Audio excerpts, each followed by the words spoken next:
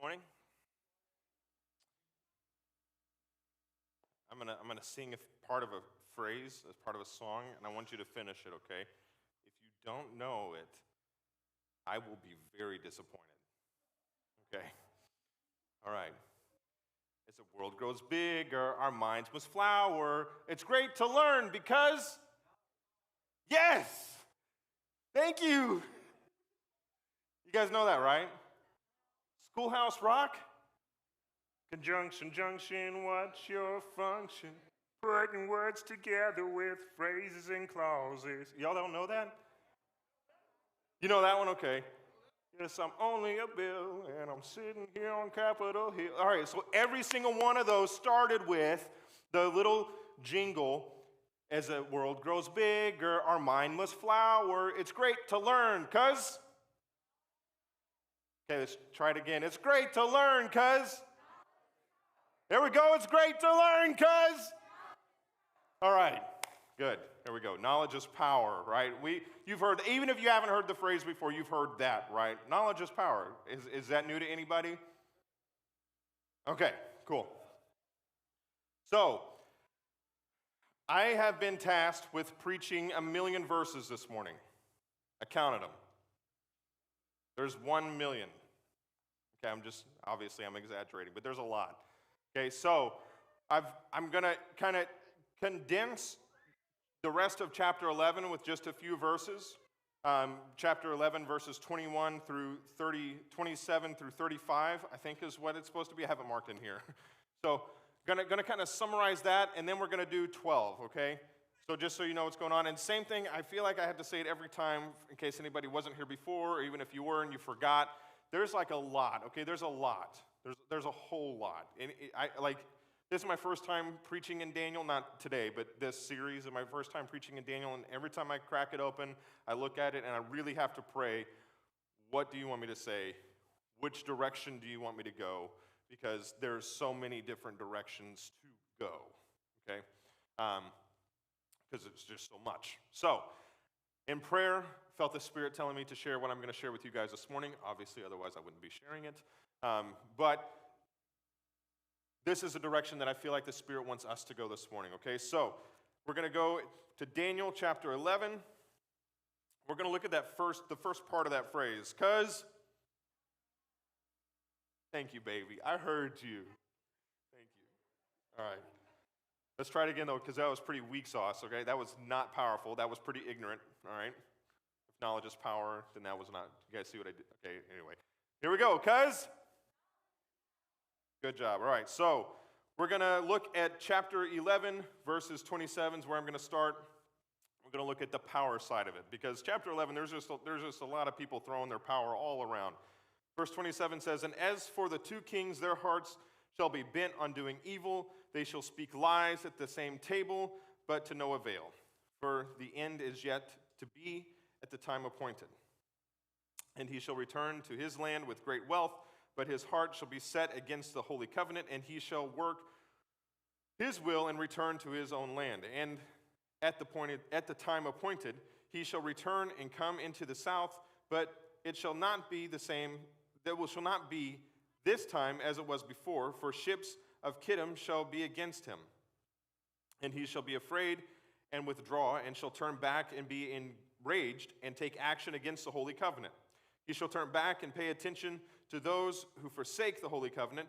Forces from him shall appear and profane the temple and fortress, and shall take away the regular burnt offering, and they shall set up the abomination that makes desolate. He shall seduce with flattery those who violate the covenant, but the people who know their God shall stand firm and take action. And the wise among the people shall make many understand, though for some days they shall stumble by sword and flame, by captivity and plunder. When they stumble, they shall receive a little help, and many shall join themselves and to them with flattery, and some of the wise shall stumble, so that they may be refined, purified, and made white, until the time of the end, for it still awaits the appointed time."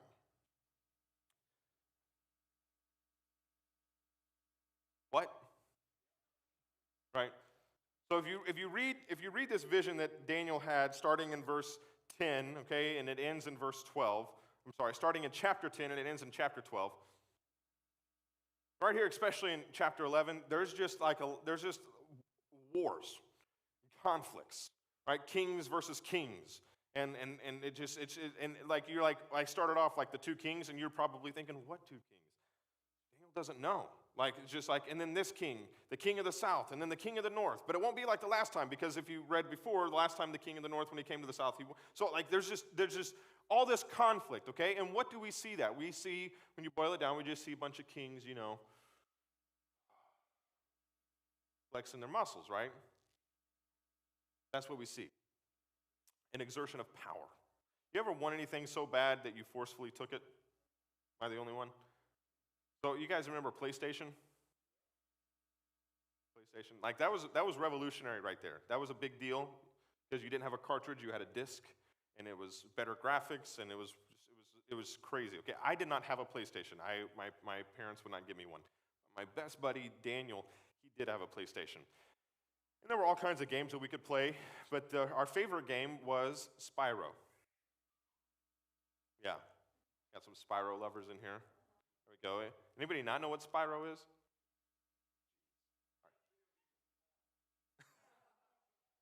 Okay, so, Pong, oh my goodness, whatever. Okay, so Spyro, I won't tell you the game, it doesn't matter, it's just really good, you're missing out if you don't know it. But it's a one-player game, okay? It's a one-player game, and there were two of us.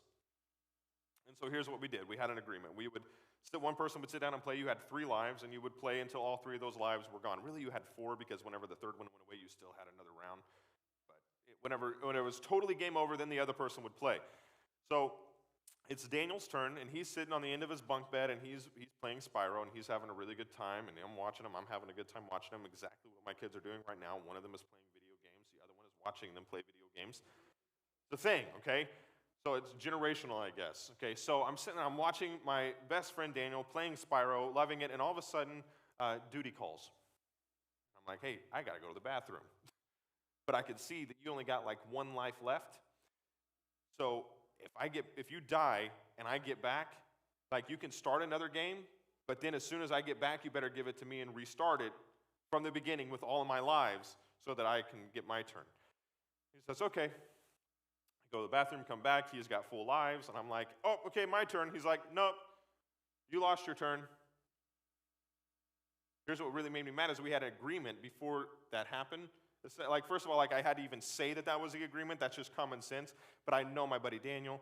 So I'm like, okay, so here's what we're going to do. Yes, I agree to that. I go to the bathroom, come back, and he's not agreeing to it. So, by force, I shoved his head into the pole of the bunk bed,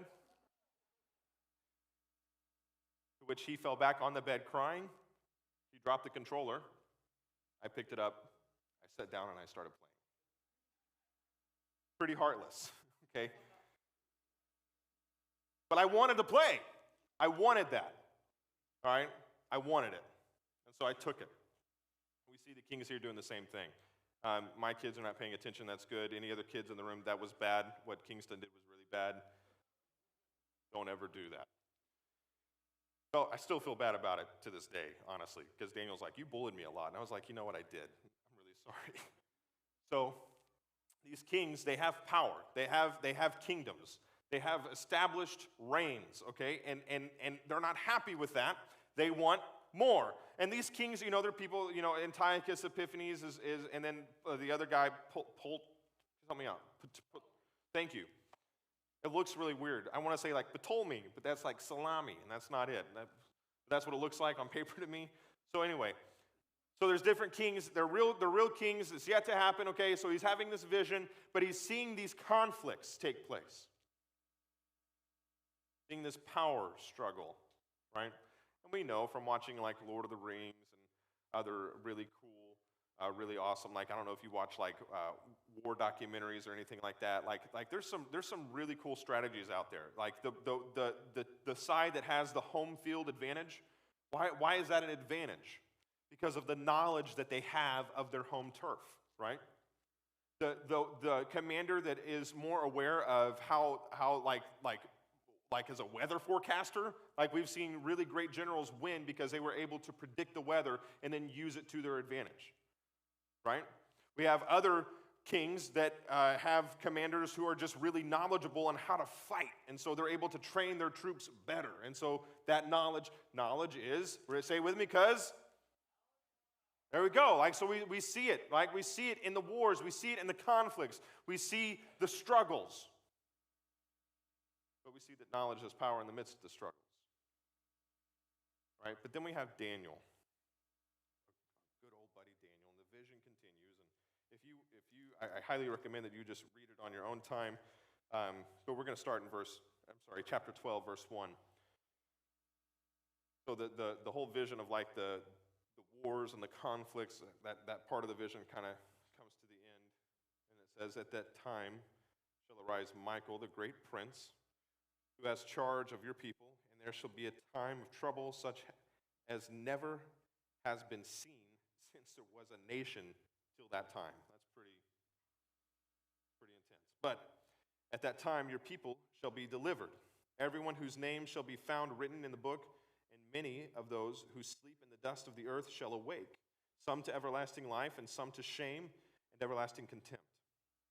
And those who are wise shall shine like the brightness of the sky above, and those who turn many to righteousness like the stars forever and ever. But you, Daniel, shut up the words and seal the book until the time of the end. Many shall run to and fro, and knowledge shall increase. Then I, Daniel, looked, and behold, two others stood, one on this bank of the stream, the other one on that bank of the stream. And someone said to the man clothed in linen who was above the waters of the stream — that was somebody that was introduced to us way back in chapter 10, the guy in linen, so that's not even in my territory of today. That was for free for you guys.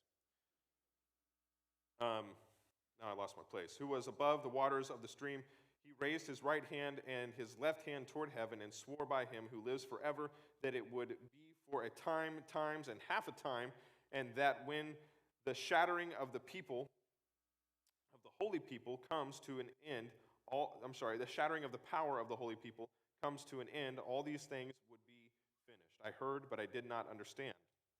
Then I asked, "Oh, my Lord, what shall be the outcome of these things?" He said, "Go your way, Daniel, for the words are shut up and sealed until the end of the time. Until the time of the end." Not that it matters, either way works. Many shall purify themselves and make themselves white and be refined, but the wicked shall act wickedly, and none of the wicked shall understand, but those who are wise shall understand. And from the time that the regular burnt offering is taken away and the abomination that makes desolate is set up, there shall be 1,290 days. Blessed is he who waits and arrives at the 1,335 days. But go your way till the end. You shall rest and shall stand in your allotted place at the end of the days. Whew. Anybody clear on any of that? All right, me either. Okay, and I tried to get clear on it. Here's the thing. Before in chapter 11, we had these kings, and they were power struggling, and they were vying for power, and they were fighting for power, they were fighting for control. But there was something interesting whenever I read the passage before in chapter 11. 3 times there was a phrase. Did you catch it? At the appointed time. At the appointed time. At the appointed time. It was 3 times I said at the appointed time. It was in there 3 times. At the appointed time. Who's appointing the time? Yahweh is. Not the kings, right? The kings, they're not appointed. Like, all this is taking place, and from their perspective, these kings, they have power, and they're executing their knowledge and they're trying to get the right position. They're trying to get in the right place. They're trying to expand their territory. They're doing all these things, and they think that they have this power. But from the outside, Daniel's looking at this vision, and he's seeing, wait a second, all this is going on, but it's appointed. Right? Like, it's like there's someone else that's sovereign here. There's someone else that's seeing this and that's in control here. That someone else would be Yahweh. And then now he goes from chapter 11 to chapter 12 to more of like an angelic vision, I guess you could say, where it's not kings, but now it's like angels and a guy hovering over water, and he's in white clothes, and then Michael, like, so this, now we're getting even more weird than the kings. Okay, but he sees this, and he sees them, and they're talking to each other, and they talk about when it's go time, times, and half a time, okay? And that's an idiom, and I looked up to see what that idiom is, and there's all kinds of disagreements about what the idiom actually is, and then there's the days, 1,290 days, and then 1,335 days, and there's all kinds of disagreement about are those little days, or the days translate to years, how does that? So there's all kinds, and I thought, well, maybe I need to firm it up so that I can tell you guys what it, here, I have an opinion, you have an opinion, but that's not where I want to go this morning. I want to go to something that I found really interesting whenever I looked at Daniel 10, whenever this vision started, and Daniel 12, whenever this vision ended. And that was that at the beginning of this vision, whenever it starts in Daniel 10, Daniel says, I had this vision and I understood it. And then here in Daniel 12, did you hear him? He said, I don't understand this. How could it be both? A little bit of tension there, right? I mean, even as he's seeing the kings fight, there's no names given. When's it going to happen? Oh, times, and half a times. If my kid said, Daddy, when's Christmas? Which was a question a lot in my house right now, and I said, oh, times, and half a times. He'd kick me in the groin. Okay, so I'm not going to say that. I tell him an exact day. Okay, I don't even know right now because I forgot. But here's what I'm telling him. We leave for Mimi's house in West Virginia in this many days, and that's what I've been telling him because that's sooner, and he's excited about that. Anyway, you get it. Times, half a times, 1,290 days, 1,335, so cryptic, so not solid, pretty confusing. We have Daniel saying at the beginning of the vision, I had this vision that I understand, and I'm ready to tell it to you. And then we have this vision, we have at the end of the vision, him saying in the vision, I don't understand what's going on. And then we see Yahweh's response to him be even more cryptic and then say, but you're good, Daniel. But you're good. You're okay. It made me think of something that Jesus said. By the way, back up. I pictured Daniel, something really important I forgot to mention. I pictured Daniel I've never seen somebody have I've never been in the presence of somebody who's had a crazy vision.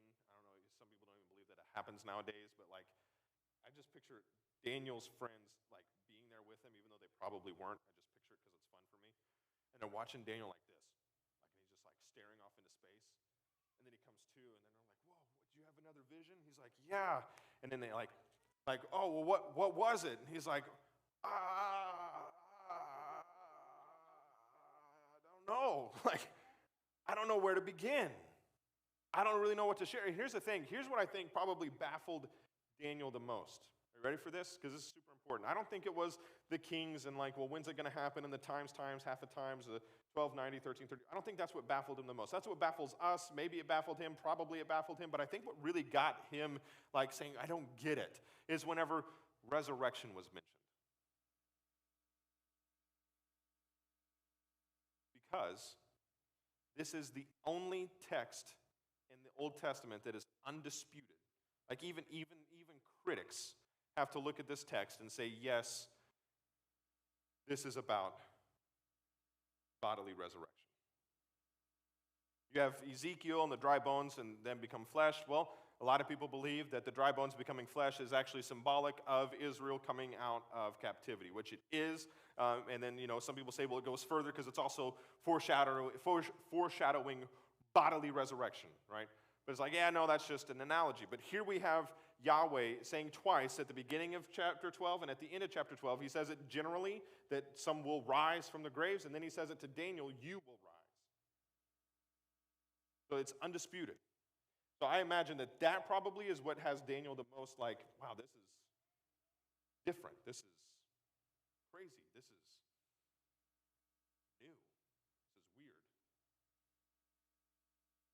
But then, still he has all this confusion.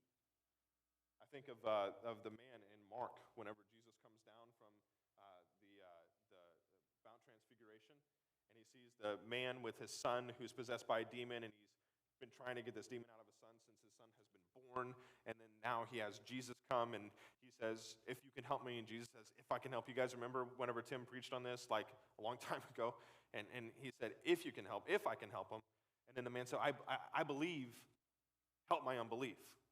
You see that tension there. I believe, but I don't. I believe, but I don't, but I want to believe, but really, if I'm honest, I don't. I know I can't really hide anything from you, but I kind of want, can you just do it for me? Then we have Daniel here. I understand this vision. What does this mean? And then we have Jesus. Now, whenever Jesus walked the earth, there were a lot of different views at the time of how Jewish culture was going to mesh with Greek culture, because Greeks, Greeks, and then Roman culture. Roman was pretty Hellenized, and Hellenized is a word that means Greek-like. Okay, so there was how are we Jews going to live well in a Roman world? And there were different views. There were the Pharisees, there were the Sadducees, there were the Essenes, and there were the Zealots. Okay, there was more than that, but we'll start with not start with. Don't worry, I'm not going further. We're going to do just those because those are the ones that are most prominent in the scriptures, right? So we have the Pharisees who were all about the law, right? They wanted to preserve the law, and they made these fences around the law so that you made for sure not to follow the law, but then those fences became the laws, and you better not break them. And they were the upholders of the law, right? A lot of the scribes were Pharisees. But then you had the Sadducees. Now, the Sadducees, they were very much like their Greek neighbor, or their Roman neighbors, okay? They were very Hellenized. They were very much like Rome. They didn't believe in the resurrection. They didn't really look forward to a Messiah, which is really weird because the high priests were mostly Sadducees. So a little bit of weirdness there, okay? Because they're like the ones that are supposed to be interceding for Israel, but anyway. But they upheld the temple. They were all about the temple, the Sadducees were. Right? Temple worship, that's what they were passionate about. That's what they upheld. Then you had the Essenes, and the Essenes said, those Pharisees and those Sadducees, they have compromised way too much. They care way too much about what Rome thinks. We're going to go off. We're going to seclude ourselves. We're going to go be the real Jews over here, the ones that really actually love Yahweh. And then they went over there. But because of what they did, where they were so devout and kind of, hermits, they gave us the Dead Sea Scrolls, right? So then we have that because of the Essenes. But then there were the Zealots, and the Zealots weren't really a party whenever Jesus was walking the earth. They were kind of forming, okay? But they were still pretty prominent. And the Zealots were like, Rome is bad, and we're going to conquer them, and that's what Yahweh wants, and whenever the Messiah gets here, he's going to do it for us. And they all had their views of the Messiah, except for the Sadducees. Again, they weren't waiting for a Messiah. But Pharisees would say, yeah, the Messiah, he's going to uphold the law for us. He's going to put everything right. He's going to clarify everything for us. And the Essenes, I don't really know what they thought, probably that he was going to go be a monk with them or something. And then, we had the Zealots thinking, no, he's going to be a great warrior, and he's going to come in like David, and he's just going to kick butt, and he's going to cast it. They all had their idea of who the Messiah was, but here's one thing that they all had in common. The Messiah was going to bring clarity. The Messiah was going to bring knowledge. And the Messiah was going to give them power. That was the expectation. That's what was going to happen when the Messiah came. And then the Messiah came. His name was Jesus. Yeshua, I like to call him. And in Matthew 13, we have Jesus say something really interesting, because whenever he did come, he didn't really bring a lot of clarity. He spoke in parables. And a lot of times he left the audience wondering, what did he just say? Kind of like how Daniel felt whenever he saw the vision. What did he just say? What does that mean? Right? And so in Matthew 13, at the beginning, he tells a very popular parable that you've probably heard, the parable of the sower with the different soils. But then in verse 10, after he tells a parable, then the disciples came and said to him, why do you speak to them in parables? And he answered them, to you it has been given to know the secrets of the kingdom of heaven. But to them it has not been given. For the one who has more will be given, for the one who has more will be given, and he will have an abundance. But From the one who has not, even what he has will be taken away. This is why I speak to them in parables, because seeing they do not see, and hearing they do not hear, nor do they understand. Indeed, in their case, the prophecy of Isaiah is fulfilled that says, you will indeed hear but never understand, and you will indeed see but never perceive. For this people's heart has grown dull, and with their ears they can barely hear, and their eyes have been closed, lest they should see with their eyes, and hear with their ears, and understand with their heart, and turn, and I would heal them.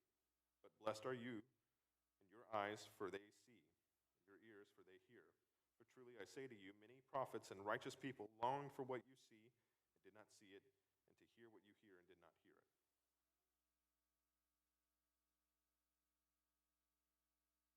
So we have Yahweh with Daniel and with the disciples being very confusing.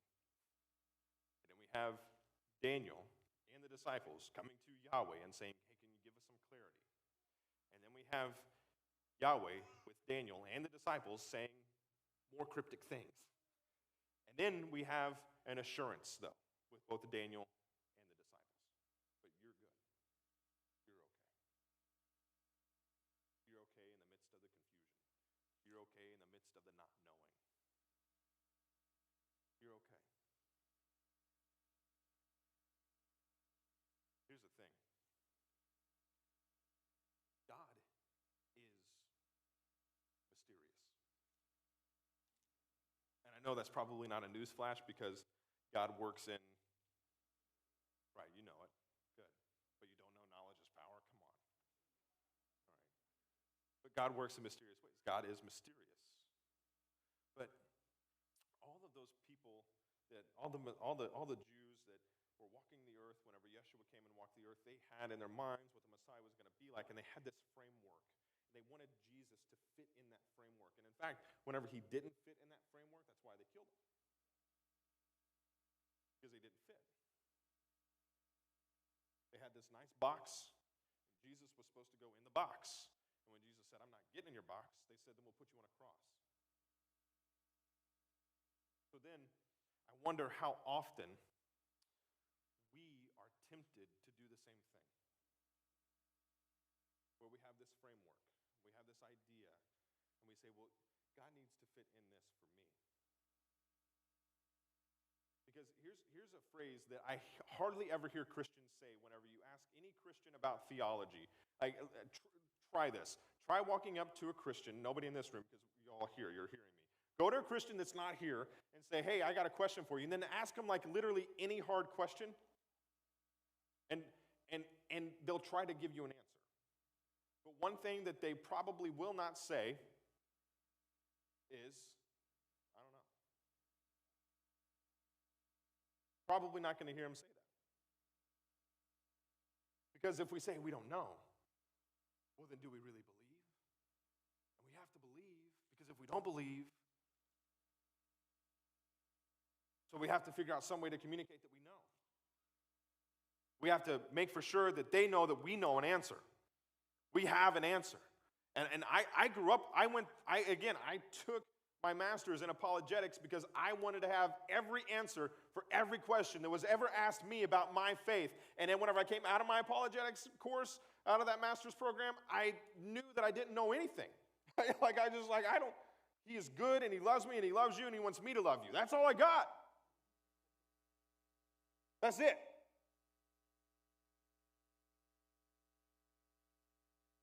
But we're afraid to say we don't know because we have to fit God in this box. And here's the thing, is that we have this problem with mystery.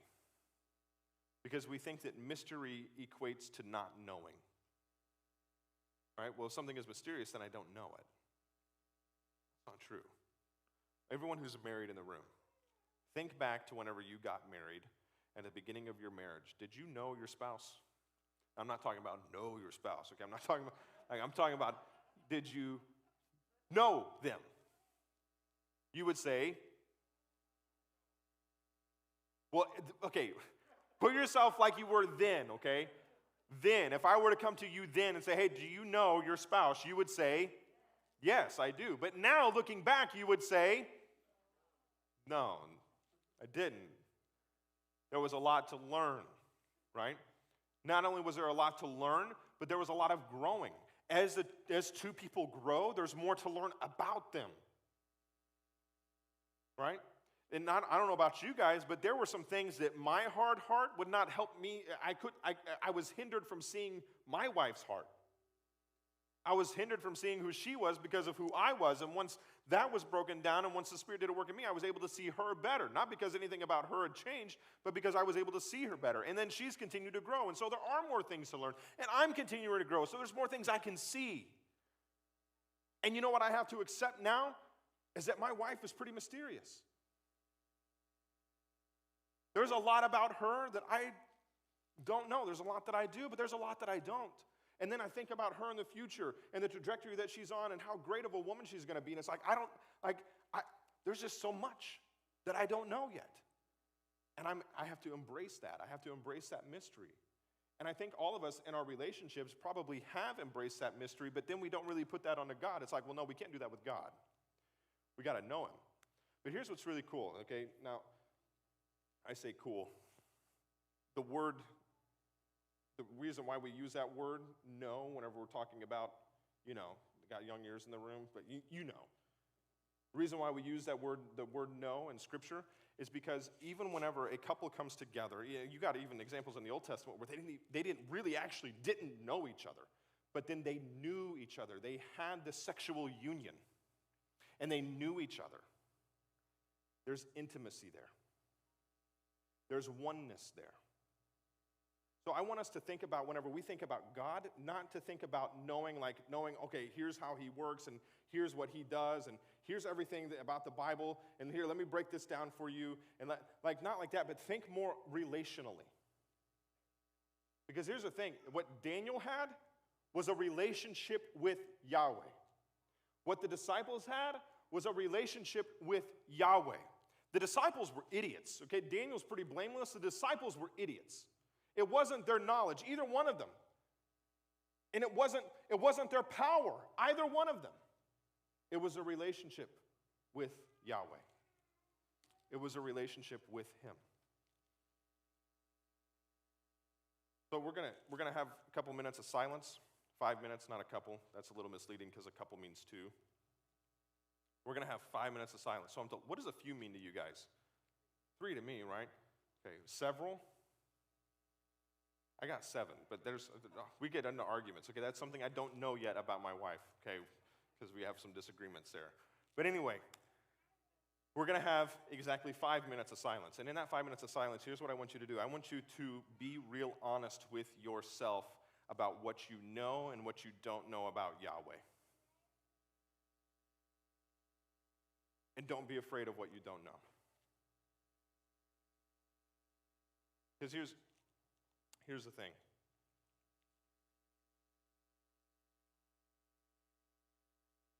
It's okay. It's okay that you don't know, because he does. Your relationship with Yahweh does not depend on you having all the right knowledge. It depends on him. Isn't that what Yeshua showed us? Is that our relationship with him depends on him, that he will uphold it, that he will bind it, that he will make it true, that he will sustain it? Because you had everybody that was walking the earth with him, not just the Pharisees, the Sadducees, the Essenes, the Zealots, but his disciples, his own people that have been following. They all betrayed him. And yet he still sustained them, brought them back, held on to them. He even told Peter, Satan wants you. I'm praying for you. He holds us together. Not our knowledge, not our power, his knowledge, his power. Here's the thing. If you need some help thinking about, well, what do I really struggle with? Let me just say this, and I'm not saying this to scare any of you, okay? I'm not here to scare anybody. I just really want you to understand that if you believe that you actually understand God and you have him boxed in and that you don't really have any questions about anything, then I don't think you're worshiping the God that I worship. Because he's not really knowable like that. He's able to be known relationally. He's not able to be understood. And you have Daniel here in a vision looking at angelic beings, direct access, asking directly, what does this mean? And then he gets just more confusing things. But he's told, but you're good. So if you need some help wondering, well, what do I struggle with? Just like we'll start with just a Christmas story, okay? Herod killed babies because of the knowledge that he had in the pursuit of power. He had knowledge that now there's this person that's born that's really important to the Jews, and so now I'm going to use my power to preserve my power by killing children. Does that bother you? Because Yahweh watched that happen. He could have at any moment said, yeah, we don't really need that to happen in order for Jesus to do what he's going to do. That doesn't really need to be a part of the story.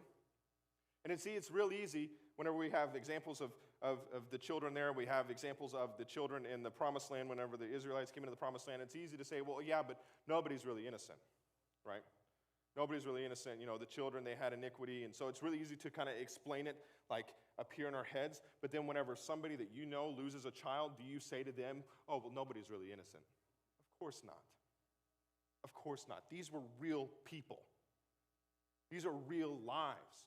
Does it strike you? Like, does it cause you to say, oh, man. And that's just starting with the context that we're in right now this time of year. That's not even getting into, how can God be 3 in 1? Like, what does that even mean? Or how can Yeshua be fully God and fully man? What does that even mean?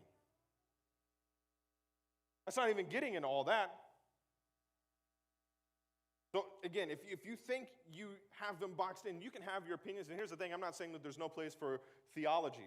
I love theology. You want to have a theological debate, you, call me, okay? And we will, I have theological opinions. I have theological beliefs. I have a theological grounding. But here's the thing, is that all of that, if it's not surrounding the person of Yeshua and who he is and what he's done, then I hold it loosely. Because I want to make for sure I'm holding on to who Jesus is very tightly. It's okay. We don't have to put him in a box. We can have him outside it. Here's what's really cool. If you well, what do I say to somebody who comes to me and says, what do I think about? You can tell them what you think, but maybe it would be more powerful, instead of arguing with them about theology, maybe it'd be more powerful to say, you know what, at the end of the day, I don't really know, but I know that Yeshua loves you, and I know that Yeshua loves me, and I know that Yeshua gives me the power to love you. So let's figure that out. That would be way more powerful than arguing all the theological things. If we started doing that as churches and as Christians, and if we started doing that with non-believers, holy cow, guys, we would see some really crazy, talk about revival, talk about renewal, talk about change. Because that's love. Because here's the thing. Knowledge is power, right? Here's the thing, is that for us, for believers, power has a name. For us, for believers, knowledge has a name. Wisdom has a name. Found perfectly in our God. So for us, knowledge, sure, is power. I'm not saying that that's wrong, but what I'm saying is that for us, we get to actually know power. We get to actually live in a relationship with power, with Yahweh, with God. And we can hold that in mystery. We don't have to know everything. You don't have to know everything. I don't know everything. It's okay. So 5 minutes, think and ask, what do I really know, and what makes me uncomfortable? And then once you have that, understand that it is there, and understand that it's a good thing that you don't have Yahweh in a box. You can pray about whatever is causing you to struggle. You can pray about whatever is causing you to feel uncomfortable. If it's some type of, like the heady stuff, like God 3 in 1, if it's the problem of evil, if it's any of that, pray about it. Take it to him. And here's what will not happen. If it does, please call me. But you're probably not going to have the heavens part open and a great light shine down and a voice explain everything to you. Okay? Again, if it does, I need you to call me because I want to know what was said. I want to know if I need to take you to a mental asylum. We need to figure all that out, okay? What's probably going to happen is that in the midst of not knowing and in the midst of the discomfort of not knowing, you're going to be comforted. In the midst of the confusion, you're going to be grounded in who he is. And you'll be able to be at peace with the mystery, with the not knowing, knowing that your knowledge isn't what's sustaining things, but he is. And the comfort that comes with that passes understanding. The peace that comes with that passes understanding. So, 5 minutes. Ponder it. I'm going to lead us in prayer, and then you'll have those 5 minutes. So, Father, we come to you right now, knowing that you know everything, knowing that you have ultimate power, knowing that you have all of it, knowing that you are totally, completely sovereign. Yahweh, we so frequently, we feel the need to understand everything about you. I think we feel that need more likely than what we want to admit. At least I know I do. So many things that I feel like I need to know. So many things that I feel like I need to understand. So many things that really I never will know, at least not on this side of eternity. Things that I never will understand, at least not on this side of eternity. And I pray that you help me. I pray that you help everyone else here find tremendous peace that surpasses understanding in the mystery of who you are. Knowing that you are good.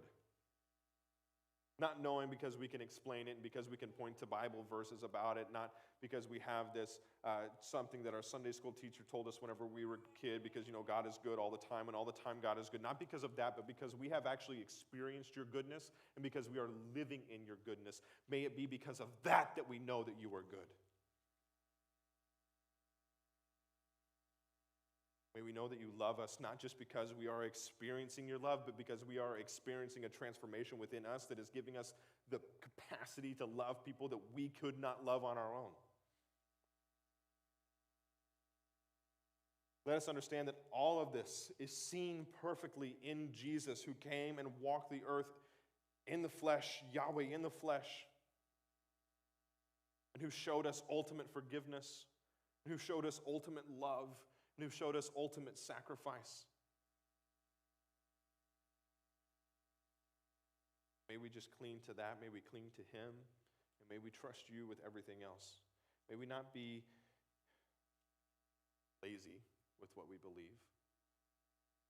We can pursue the extra things and understanding the extra things. Let's not just get relaxed and say, well, it doesn't matter. It matters. But may we understand that knowing those things is not what holds it together, that you are holding us together. So right now, as people are pondering and as they're thinking about what it is that they don't know about you, and as maybe that begins to freak some people out, Spirit, I pray that in that moment you come and you provide a tremendous amount of comfort in the midst of the chaos in their mind, in the midst of the not knowing in their mind, and may we all begin to embrace the mysterious you and understand that that does not mean that we don't know you. Love you. We thank you for what you sustain. We thank you for what you're doing in us. And it's in your son's name, Yeshua, that we pray. Amen.